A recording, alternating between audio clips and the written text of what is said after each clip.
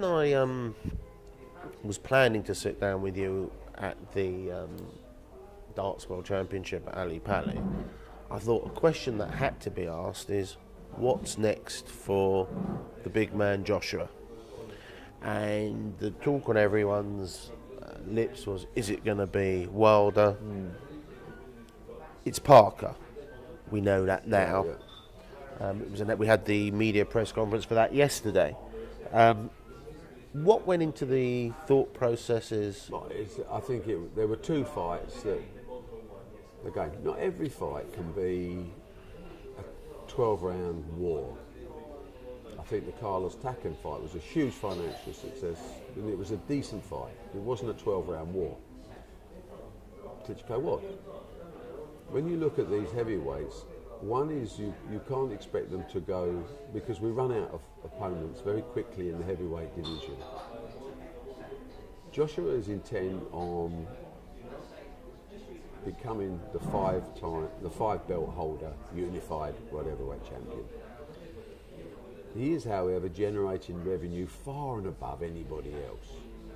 Now, you have to put yourself in the other fighter's seat as well. Why would I want to fight Anthony Joshua?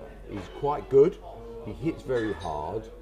The reason I want to fight him is to make money. That's understandable. That's what fighters do. Coupled with Joshua's desire for belts, it meant that Wilder and Parker were the two favourites for his next fight. So we've gone through the Klitschko war. I think I'd have to say the Carlos fight was a 7 out of 10 or maybe an 8 out of 10. It wasn't a 10. So the next one we will try and make a 10. You try and alternate it because you're building a brand at the right pace. Wilder is impossible at this moment in time to talk to because he believes as WBC champion he should get an equal split of the purse, whereas he hasn't earned a fraction of, not even a small fraction of what Joshua is earning. So there are commercial considerations which we understand. And also there's an argument to say that Joshua Wilder will only get bigger if both stay undefeated. In the bit way of Pacquiao Mayweather got bigger, they did it at the right time, although it could have happened 4 years before.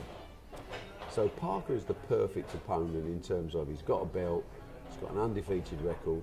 It's the first time two undefeated heavyweight champions have ever boxed each other. It's a massive fight. It's a 10 fight because Parker can fight.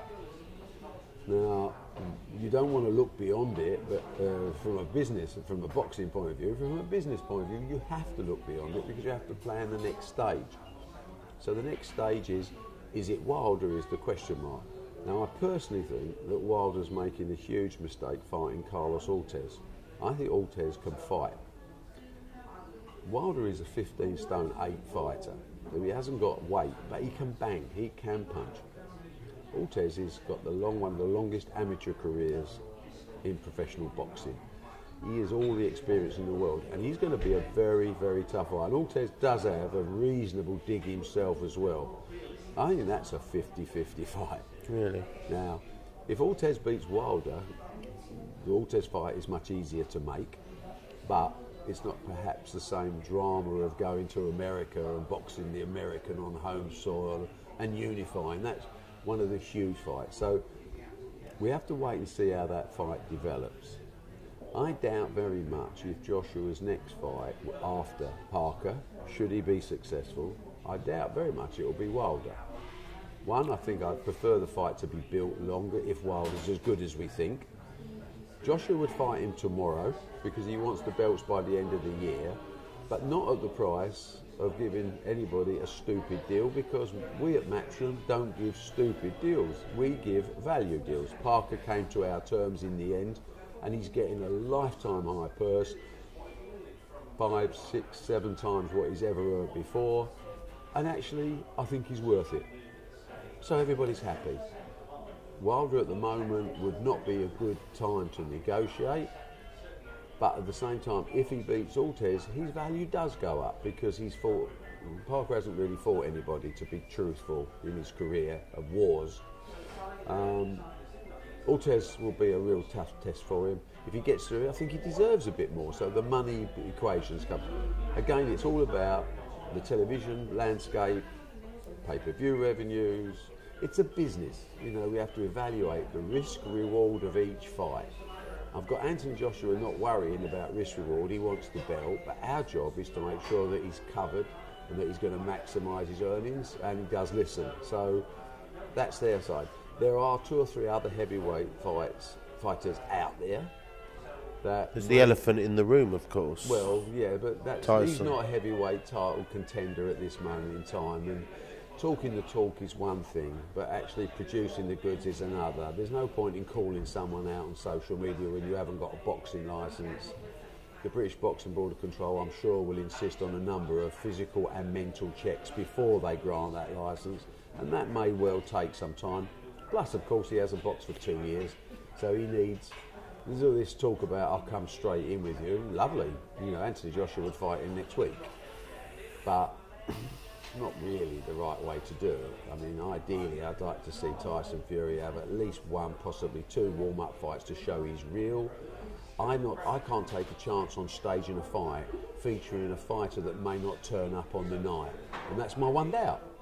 You know, it's all very well talking about it, but we need to say, you know, at the level we're working at and the revenues involved, I need assurances this is real. And again, it comes down to the financial splits and who expects what. Tyson Fury says he wants 60% because he's a big star. It's laughable. You may as well just, you know, I don't mind exaggeration. I'm a promoter, but let's try and keep it mostly simple. That's a massive, massive fight. If it's done the right way at the right time and both people are in the right physical condition and mental condition to take the fight, we do it in a heartbeat. But when that happens, I don't personally see it happening this year, although Eddie and Anthony Joshua would love it to happen this year. I'm a little bit more cynical about fighters and listening to people talk and then not delivering. So we'll have to wait and see. There are several other contenders for a fight in August, September.